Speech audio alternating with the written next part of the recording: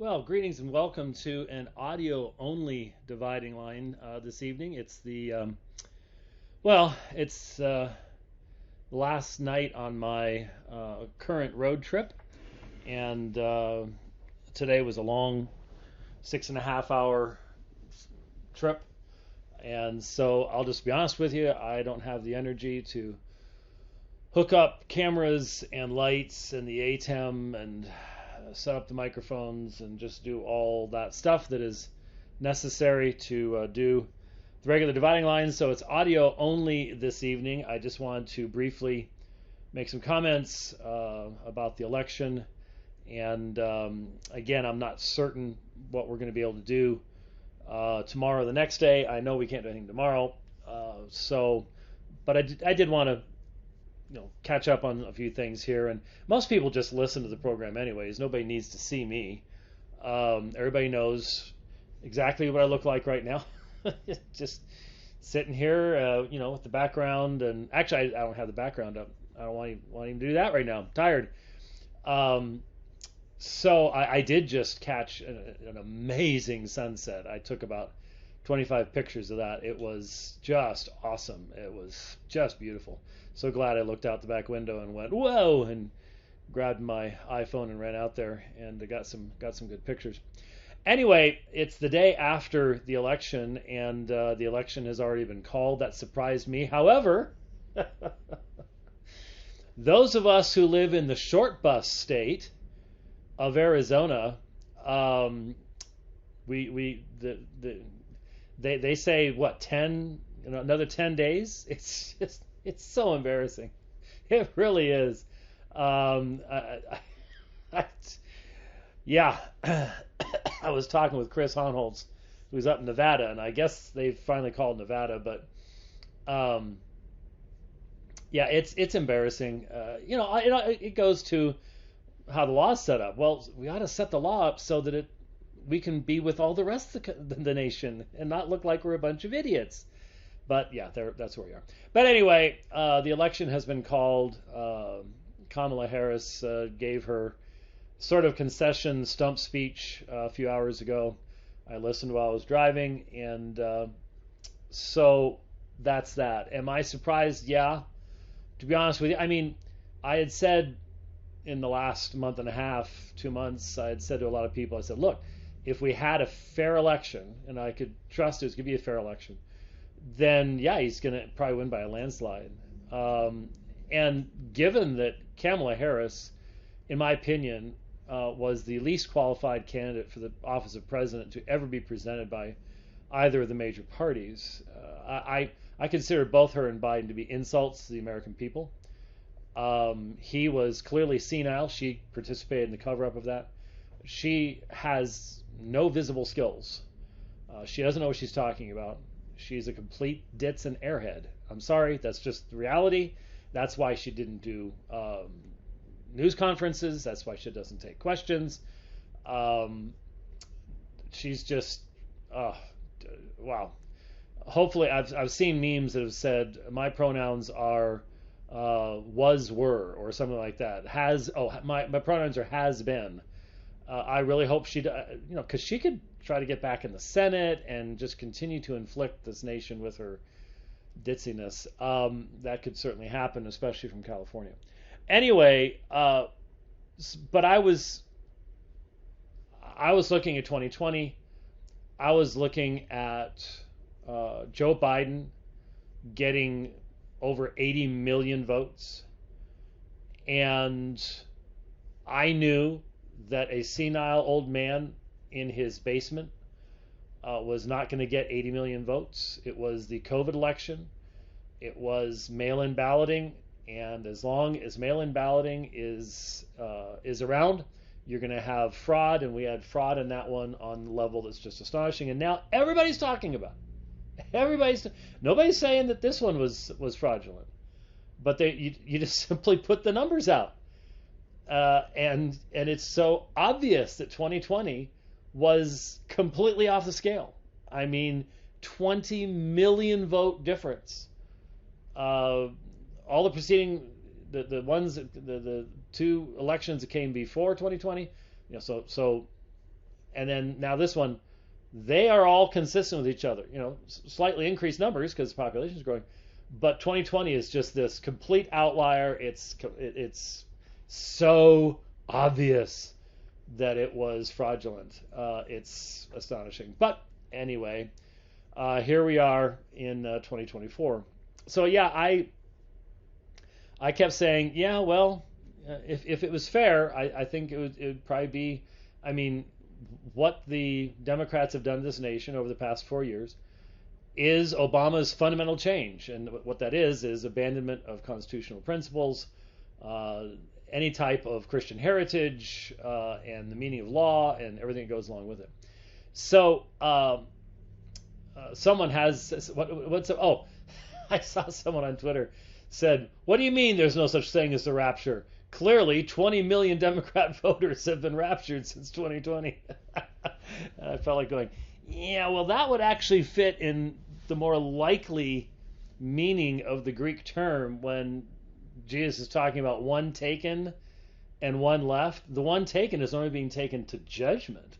So yeah, that would make sense that 20 million Democrats were taken to judgment.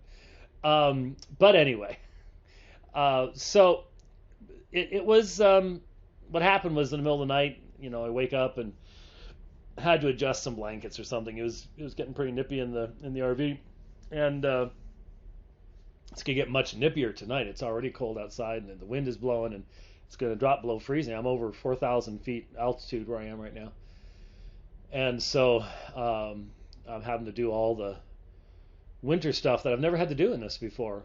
But it's all working so far, so we'll see how things go tonight.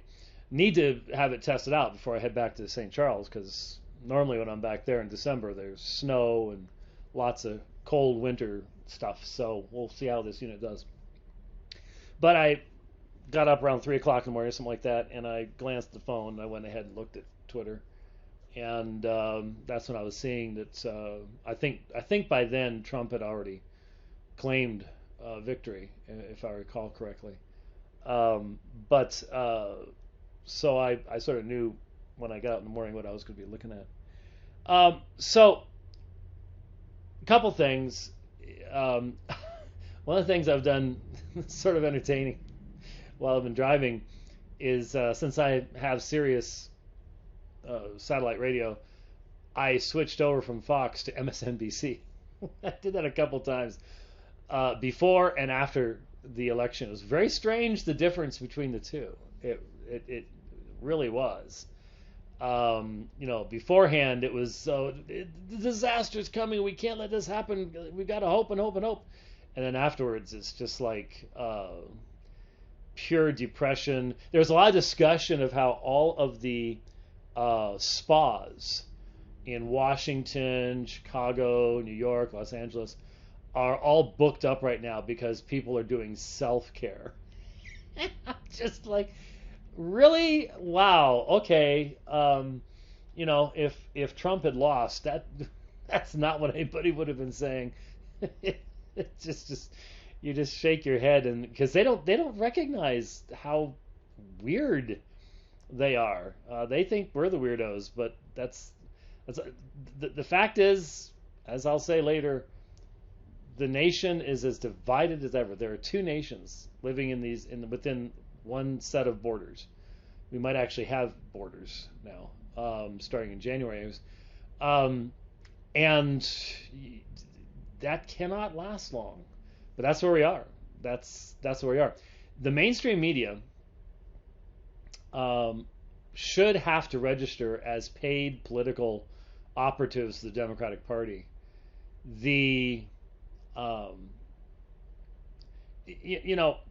When the bias really started getting obvious, in the late 90s, early 2000s, we talked a lot about it. Now, you look back then, they were at least trying to pretend to be journalists back then. Now, there isn't even any pretense. It is just pure advocacy. They're trying to find actual journalists that will dig into things and do investigative journalism to handle anything fairly whatsoever. It's never going to happen. And sadly, I think a lot of Americans are just starting to get used to it. Um, if you've done reading about the Soviet Union, everybody understood that Pravda, which means truth, was the opposite of what its name was. If you read it in the state-controlled media, then you knew it was a lie. You knew it was what the government wanted you to believe, but you knew it was a lie. Well, that's what we're getting to. And I have to admit, I don't know if Trump could have won this if Elon Musk had not bought Twitter. I really don't. Um, I'm just that was a big element of it. I think I could be wrong, but that's yeah.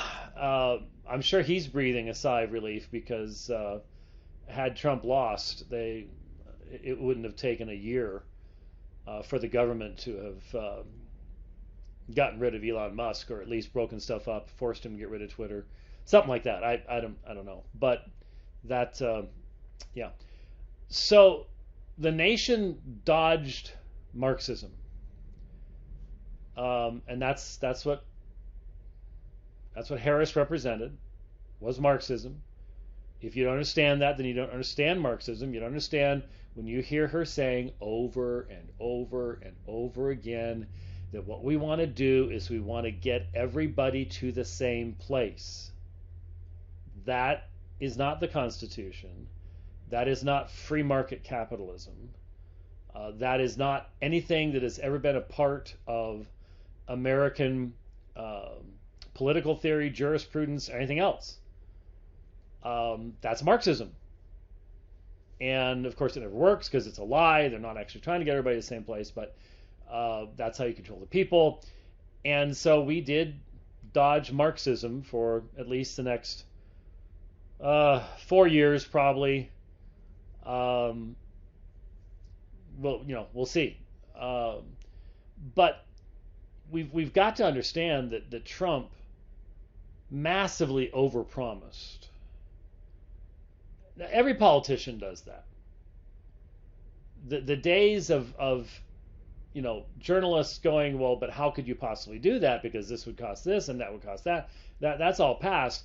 Now it's just all these pious platitudes and same old stuff. We're gonna give you an opportunity economy. What does that mean? I don't know, but it sounds really nice. I was told to say it. It's on the teleprompter. That's the essence of it.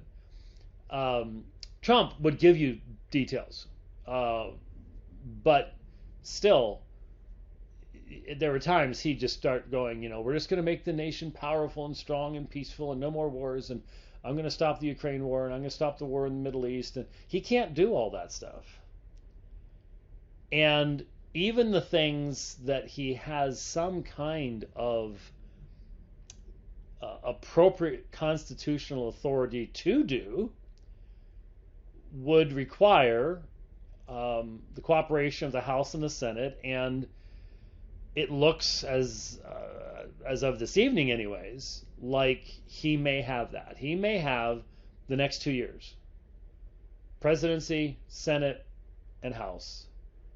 To get a lot of stuff done. But the Senate majority is still rather small. So there's a lot of stuff you still can't do because of the filibuster rule and how the Senate works. And you're supposed to have, bipartisan stuff going on in the Senate, but it never happens anymore because the left won't do it. And the main thing is he would have to have strong, committed Republicans backing him. And there aren't very many strong, committed Republicans left. So he way overpromised. He's not going to be able to deliver all that stuff. Now, are there certain things that I think inevitably, I think energy costs will go down, Keystone Pipeline, fracking. I would love to see a huge increase in the nuclear industry, stuff like that. Yeah. Getting rid of regulations, I could see, an economic upturn. But the problem is, even fixing things like inflation, that comes from the government printing money. That's where it came from. It's not the grocers. That's yeah, I know. Have you seen that grocer down the street? He's got this $3 million house, and no, it has nothing to do with that. It's inflation comes from the government printing money that has nothing behind it. It's just fiat money. It's honestly, it's ungodly. It's against God's law. There's supposed to be real value in what you exchange for services. So that's a whole nother area that we could discuss at some point. But anyway, he can slow some of that. He can make it possible for us to make more real money and actually build the economy and things like that. But I don't get the feeling that he's nearly the fiscal conservative that we would actually need to pay off $36 trillion in debt. And here's the real problem from my perspective. The only way to make fundamental change and to put the country on the right track requires long-term planning and consistency and sacrifice on the part of the people of the United States. If the people of the United States as a population said, you know what, we are going to pay our bills and we're going to get rid of our debt, and we're going to be willing to live with less and sacrifice and pull together, of course we could do it. Of course. But who in the world is going to do that today? Like I said, there's two different nations within the borders of this country. And if it would help one side, the other side's not going to do it. And I am committed to the reality that the left wants to destroy this nation anyway. So they're not going to do what's best for the nation. So you can't fix these things in 2 years. And I say 2 years because the midterms almost always result in one or the other of the houses going back to the other side, and then you end up with gridlock. And gridlock's better than what we would have had with Marxism. But my concern is most of what I heard people saying about voting for Trump was based on their own bottom line. It was not really having any kind of idea of what the nation would have to do long term to prosper, not just economically, but as a culture. I don't see that. And so I'm very, very concerned about that. The next 2 years will be interesting. But like, for example, if he doesn't get the House, then nothing's going to happen. I mean, well, okay, a few things can happen, all by executive order. That's sort of how things are being done last 4 years. But and he can do some judges because he'd have the Senate.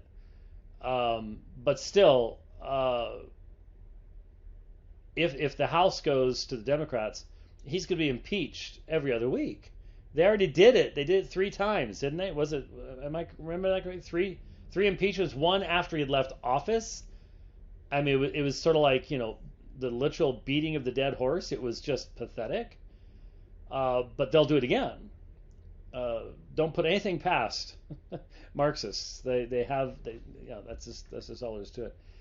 And so I don't know how much he can get done. And of course, there's just so much else going on in the world that he has absolutely no control over. No matter what he thinks, he has no control over these things. And so I've said on this program that selfishly I was hoping that he would win because minimally I figure that gives me 4, probably 5 more years of being able to travel the nation's roads and do debates and speak in churches and try to encourage folks like the trip I'll be going on in less than 3 weeks. I will pull out again in this beautiful RV, and I will head for first to Pryor, Oklahoma. And people go, Pryor, Oklahoma? It's barely a wide spot in the road. It's true. It's true. And I've been going there, gone through there many years now. Derek Melton and that church there.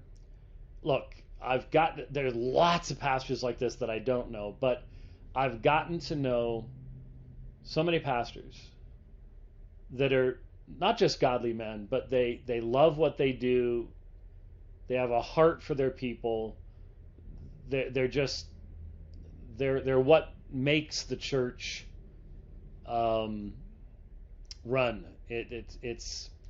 It's wonderful to be with them. I'm looking forward to having 2 Thanksgivings this year, since my family will have Thanksgiving 5 days early. We'll have it on the weekend before the scheduled Thanksgiving because it's so late in the year this year. And then I head out, and I will be with Derek and his folks for the traditional Thanksgiving date, and speaking of the church on the atonement. Great, what a subject for Thanksgiving. I mean, they go together.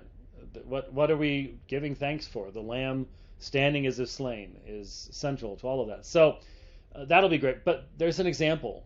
Getting to know Derek, his wife, his family, the people in the church there. They're being committed to the gospel and to its promulgation and living it out. I just love getting to do that. And then, of course, I go from there to St. Charles. And this will be year 24. 24 years going to Covenant of Grace Church, Van Lee, and the folks there, Ken Gontars, all the folks there. They have a new sign on the building, so we're going to have lots and lots more people there because there's a new sign on the building. But 24 years going there, and that's, people would say, but it's not, that's not a big church. No, it's not. Well, if you're ever going to get big, I don't want to get big. I want to do what I'm doing. I've seen a lot of people want to get real big and crash and burn in the process, and I'm just not smart enough for that stuff. I've just got to keep it simple and focus on what's important. And I keep telling everybody, I just want to finish well. That's the best you can hope for and you can pray for. So anyway, as I said, maybe it's selfish of me to want to be able to do that for, because I'm not sure how long I can physically do it. There's stuff you've got to do, and setting up and tearing down that takes certain kinds of physical strength. I'm having to use some tools right now. These 50 amp electrical cord, the 50 amp electrical cord that the unit runs on. Having some problems with that right now. It acted strange this evening, but we'll see if that was just something weird or just what. Always got to be working on something. But anyhow, I will sometimes have to use and of course I make sure the electricity's off, but I have to use a tool to get those plugs, because they're, those big 50 amps. It's not like a little 120. Believe me, it takes a fair amount of force to get those things apart. And I could foresee. I'm doing the arthritis thing. I could foresee issues in the future, but hopefully not. Hopefully I could do another solid 5 years, and because I see other folks out there doing it, so I would certainly keep trying to be able to keep doing what we're doing and take advantage of the opportunities. But here's the most important thing. Let's say a lot of people saw a lot of brothers, sisters saying, okay, we've got 4 years. And what are we going to do? Because I remember saying that in 2016. I remember saying that in 2016. And that time went very, very fast. Very, very quickly. And so what are we going to do with this time? We're just going to go, okay, good. We're going to be able to afford fuel and live our lives a little bit more easily for 4 years, and then we're right back to where we started. How do we make an impact? How do we touch a nation that, and I've heard differing numbers, but there were 10 ballot initiatives in various states around the United States on abortion in this election. And I heard different numbers, 7 or 8 passed, including the diabolical 139 in my home state here in Arizona. And I can't think of, the Arizona Republican Party didn't care a whit. They've made the decision, we ain't touching abortion anymore, we're done. And so they just let it go by, and it passed by like a 2-to-1 margin. And our church, there were people in our church that just worked 18 hours a day, making calls, going door to door, doing everything they could possibly do to stop this thing, and yet it's gone through. And we have to encourage them and make sure they understand. When we would go out to the Easter pageant in Mesa years and years and years ago, and we'd pass out our tracts, when the night was over, we'd be walking back to our cars, and we'd find some of the tracts laying on the ground, and we'd pick them up. We're not going to leave trash around, and they'd have footprints on them, or they're torn in half, or stuff like that. And we called them fallen warriors. And I more than once said to all of our volunteers, this tract was not wasted. Some tracts go out for salvation, some tracts go out for judgment. But God is glorified when his truth is proclaimed. And we have to keep that idea here too. What we did in fighting 139 was right. It was righteous. It was what Christ would have us to do. We were seeking to rescue the perishing, save the dying. And you might say, but it's still happening. Yeah. When the Christian church was founded, the Roman Empire practiced exposure. It was very common, especially if you had a female child. That's not what you wanted, then you just put the child out in the street and let the dogs eat them. That was how abortion was handled. And Christians would very often go through the streets and gather those babies up and adopt them as their own. But there weren't enough Christians in Rome to do all of that, obviously. So there were still lots of children who died, and there were lots of cities where there were no Christians at all for quite some time. And you might say, well, then why bother? Well, because God is working his purpose in each one of our lives, and every person who manned those phones and put the bumper stickers out and knocked on doors has been changed by doing the right thing, by acting in a righteous fashion. And there is a day coming. There's a day of judgment coming. And I've often thought that if I could ever have the opportunity to look at Gretchen Whitmer in the face, or today, I was listening, again, it was during one of my insane stints when I turned on MSNBC, just to listen. It's like listening to aliens talking from another planet. It's just astonishing. But they had a abortion advocate woman on it, and she's talking about reproductive rights, another utterly profane phrase. It's a lie. It has nothing to do with reproductive rights. No one is saying that women should be forced to have children.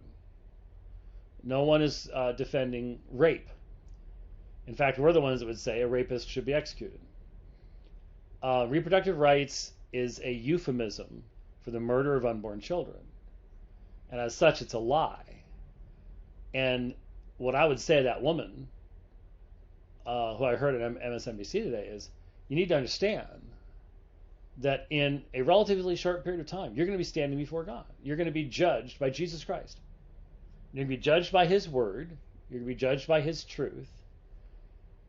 And I have to wonder if in eternity to come, one of your greatest means of being punished will be to simply have to see the face of every child that never got to live in this world because you helped to have them chopped up in the womb. I don't think they get told that very often, at least not seriously. We have to prophetically speak to this culture. And you say, but they don't believe there's going to be a judgment. That's true. They are secularists. But they know it's true anyways. It's a knowledge they're suppressing. They know that the day of judgment is coming. But they suppress that knowledge. And we need to be the ones used by God to remind them of those things, and then trust that the Spirit of God will move. And even if we are called to be faithful at a time when it is not God's intention to move, that's still what we're called to be. We are called to be faithful, even in the context of not getting to see the fulfillment of what we want to see done. Even if babies continue to die, we glorify Christ and we are conformed to his image when we seek justice and righteousness. And that's what we need to continue doing. It would be much more enjoyable to live in a day when God's Spirit moves and the elect are drawn in and righteousness prevails. But we don't get to determine times and seasons. And just as the disciples were like, now, Lord, now will you establish the kingdom now? You know, they didn't have an understanding of what the kingdom was. And it wasn't until the Spirit came that they began to understand that it was going to be through suffering that much of this was going to take place. So that's what we're called to do. We're called to be faithful in the midst of those types of situations. And so I just so honor the folks at Apologia who gave everything to stop this. You have honored Christ. You truly have. And for everyone else who likewise fought, I mean, you know, everybody's going, oh, they defeated it in Florida, the Proposition 4. Yeah, but it got 55% of the vote. Thankfully, in Florida, they have adults in charge and realize that you shouldn't be able to change your constitution by a 50+1 majority. That such things require significantly more thinking. That's why people are trying to get rid of the filibuster. That's why they don't like the Senate, is because they don't want governmental systems for mature people. They want governmental systems for kids.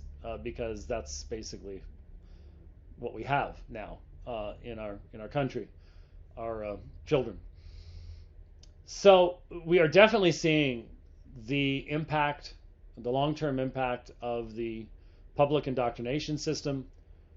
Kamala Harris, an open and clear Marxist, should not have gotten more than 100,000 votes in a nation that understands its own governmental system, what it's based on, what its history is. She shouldn't have gotten 100,000 votes. And that only from the wacko radicals. And let me say, and I know there's been a lot of discussion about this, but in the long run, the only way a society is going to be able to maintain itself with true justice is to recognize that the decision-making apparatus and methodology must be based upon allowing those people who have a vested interest, a full knowledge of the governmental system, history of that nation. Those are the people who should be voting. People who don't understand the Constitution, people who do not have a proper worldview, voting should be done by families. Voting should be done by those who are not receiving government assistance. I'm sorry if you're offended by that, but it's just so painfully obvious that if you're living off government largesse, you're going to vote for the people that are going to give you more. That's just you're not going to vote for someone who's going to do the right thing for the country, the thing that's going to be best for the country in the long term. No, you just want them to keep giving you free stuff. And there's a reason we're $35 trillion in debt, and probably $25 trillion of that has just been giving money away to people who don't work, and hence should not vote. Families should be the ones who vote. That's where, and again, it's sort of a duh thing here because that's pretty much how it was set up. The founders weren't stupid, but the founders were not woke. And that's where the problem is today. So those are conversations that unfortunately are very rarely had, but they need to be had much more in the future. So there's some thoughts on that. I'll just close with one other thing that I just happened to bump into as I was getting ready to record this. Tom Askell had tweeted an invitation to R. Scott Clark.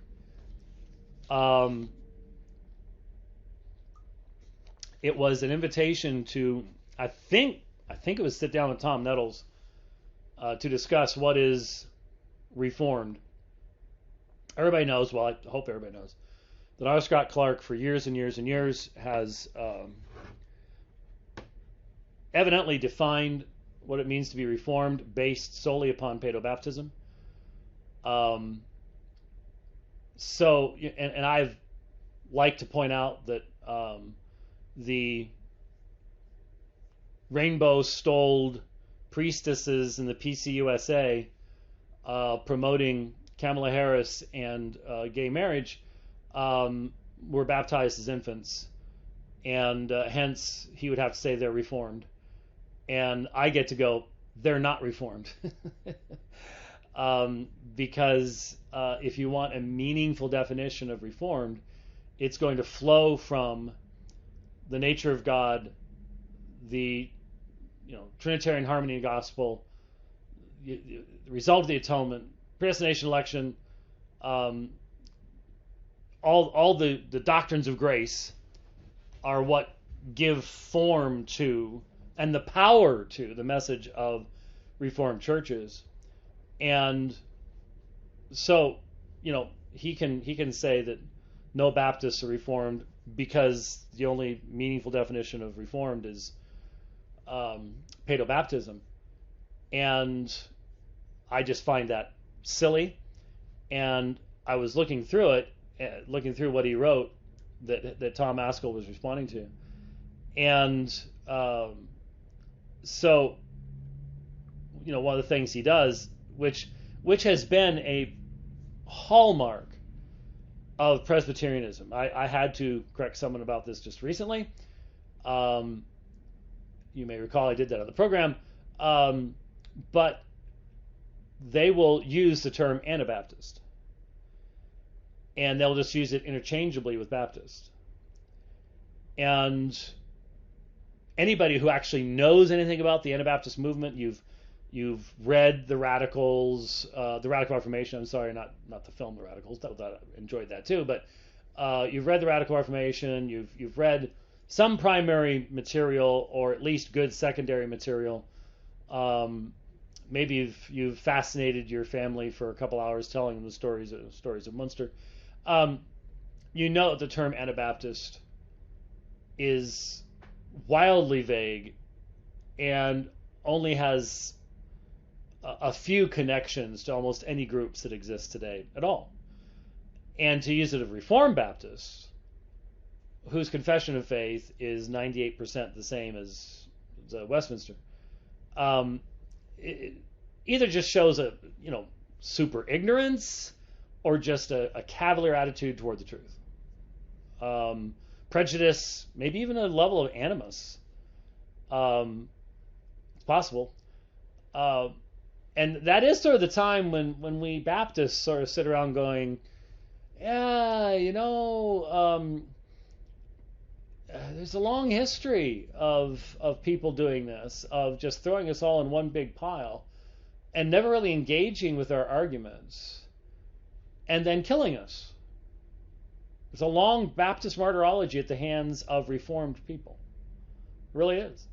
Oh, it would never happen again. Well, I'm not sure why.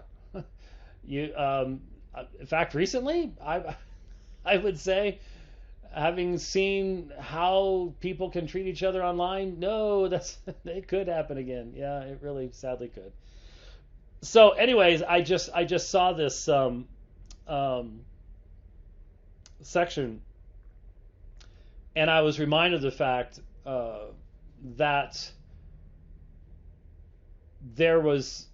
It was just so sad to see how often even great men like John Calvin would misrepresent Anabaptists because they had no firsthand knowledge. They would not even, even though he married, his wife was the widow of an Anabaptist, but they, especially thanks to Munster, it was like, nope, we're not even going to talk about it. We know what you people are. That's it. They operate out of ignorance, and it seems like R. Scott Clark is happy to continue to operate out of ignorance even to this day, though there's no excuse for it. There's no reason for it at all to continue to do so. But as I've said many times, if that's where you want to go, I don't care about the phrase anymore. There are so many people who use that term of themselves that are completely ungracious, and that I'm just like, hey, I don't want to be, I'm not really interested in whether you revoke my Reformed card or not. I'm just going to keep plugging away and let the differences in how we make application of biblical truths speak for themselves. I think that's probably the best way to do it. So anyway, I wanted to just share some thoughts on the subject of the election. I'm thankful. Marxism is an anti-Christian philosophy, so when Marxists lose any election, I'm thankful for that.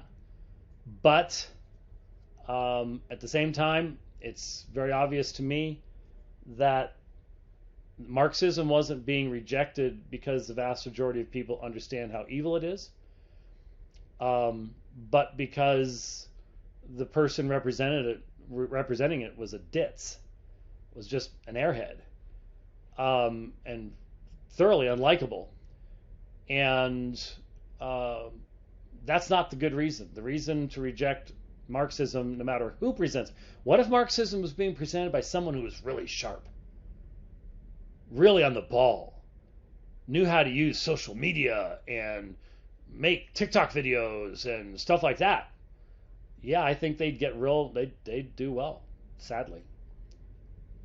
The secular cancer is still alive and well in the body politic of the United States of America.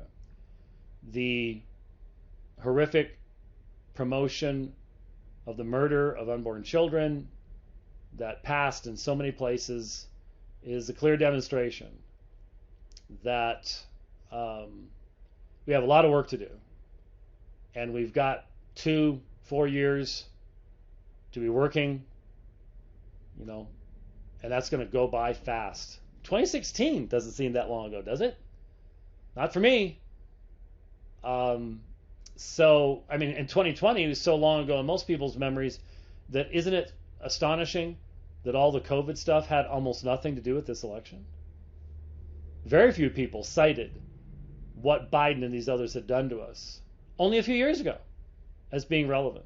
It was all inflation, price of eggs, not the totalitarianism that fell around our ears all around us, which means to me it wouldn't take much for that to come back. And so there's that. Anyways, so I wanted to put these thoughts down, and we will, Lord willing, have a couple weeks of regular programs before we head back out on the road again. Thanks for listening to The Dividing Line. We'll see you next time. God bless.